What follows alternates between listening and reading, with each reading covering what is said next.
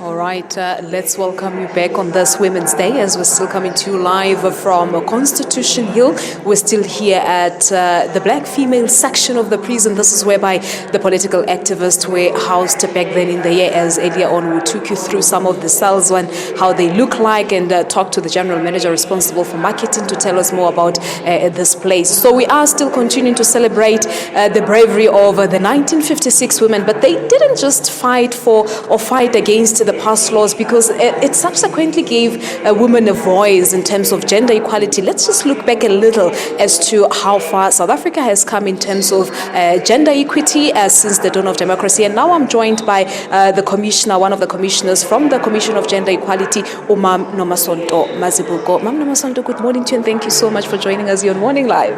Good morning, Palisa, and good morning to the viewers. Thank you so much indeed for your time. I'm reading some statistics here that shows that just 33.3% of senior management in South Africa are women. This is worrying. Yes, it's true, Palisa.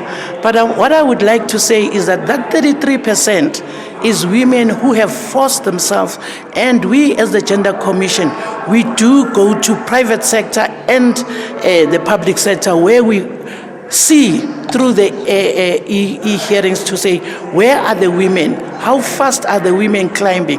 But we must pause to say, today, as we are here in the Constitutional Hill, our offices as the Gender Commission is right here at the Women's Jail. It's our head office. And then secondly, women in agriculture have advanced. Women in the education sphere, where we see women are professors now, women are given the latitude, though we're pushing very hard.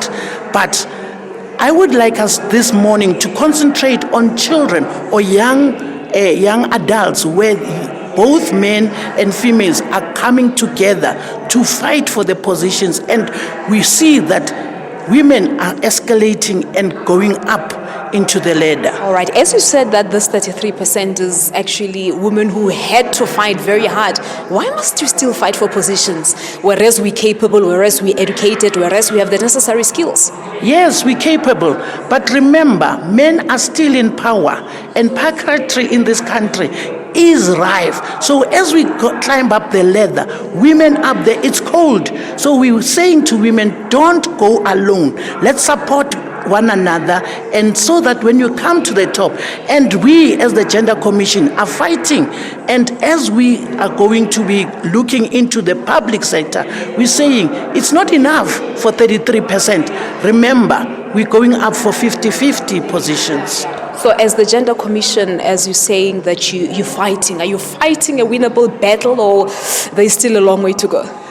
You know what, Palesa? 61 years ago, I must say, we're fighting this battle, and we are achieving. Seeing that is 33%, we're looking forward that by 2020, we will be having the 50%. But who's not coming board? Is it the private sector, or is it your public sector? I think I should say both, because I wouldn't say it's public sector or we can see politically we have retrogressed. We've seen more women as mayors, as the speakers have retrogressed. But we're saying women should come up, and women themselves must support one another.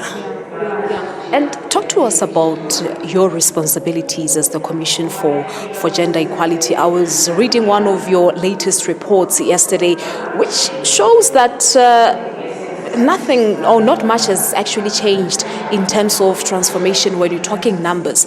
So what is your role? You're saying that you go to these people, you go to the bosses, you go to the public and the private sectors, but things are not coming all right.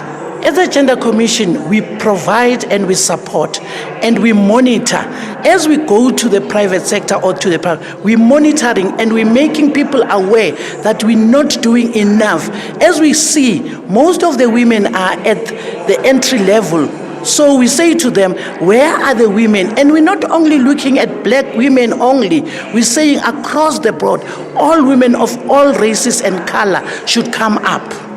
So as the Gender Commission, we're looking at that and we're monitoring and we're saying, as we call them to our hearings at the Gender Commission, to say, you're not doing enough. Last week or just last week, we were talking about the mining sector, where we're saying to the mining sector, are women given the opportunity to rise up? Yes, we've gone through them and we've seen that they are coming up. Right. So are you basically saying that there is light at the end of the tunnel? So we will get there eventually. We are getting there. That is why I'm saying the young women should be encouraged to say, the sky is the limit. Let's come up and give them support. We alleviate the fears that women get, and we alleviate the fear and the trauma that is in the workplace. Let's talk a little bit about the policies that we have as a country, the laws that we have in terms of, transformation for women and giving them power. Are they sufficient? Are they efficient? The laws and the policies are there. All that we have to do as a country is to implement. And it is for us as the Gender Commission to call civil society, to call workshops, to empower women to say these laws are there. They are not meant to be in the cupboards. They are not meant to be sitting somewhere else. Let's debate, let's empower people about those policies, because people don't know that the policies are there, and the people on the top are ignoring the policies. I wanted to say so that some know the policies are in existence, but they just choose not to implement them. As a country, it is where we must implement, and that is the duty and the one of the things that the Gender Commission is doing is to monitor and empower and equip and make the people aware. Civil society itself must come up. There are many organizations up there that are supporting women. We partner with them and educate and empower women on the policies, and we are going to get there. And another thing, Hunali, the stereotypes that are still there. There are certain things that women are not able to do. Well, the stereotypes are there. As I was saying to you, the mining sector, women are still limited. But we're saying there's nothing that women cannot do. For instance, we have won the issue of maternity. We have won that there should be cry rooms where women cannot be limited to say they cannot go to the cry rooms and have their children fed, breastfeeding. So the stereotypes is to look down to say it is heavy. We've got the cranes, we've got the forkliftings. That it doesn't mean you should pull up and bring the strength into that. Let's look at athletics. Women are already there. As people, the stereotypes, they look down to you and they are saying, how can women? It is the limitation, and we're transforming the mind and the attitude that are out there. All right. And you were telling me earlier on that we have to start with our girl children. We have to make sure that how do we go about doing that? Palisa, o hopole gore ka setšhaba ka kakaretso kaofela ne re ntshang ka phaphang ya gore bana ba basetsana tshwanetse gore re ba rute o tla utlwa ko gae tlhatswa dikotlele tsa mo etsa garden ka montle.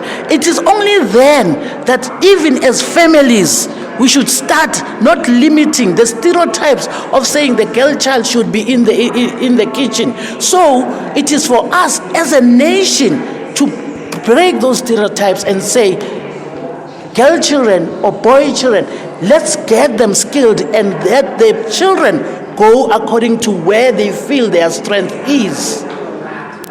All right, Ma'am, Nomasonto, we'll leave it at that.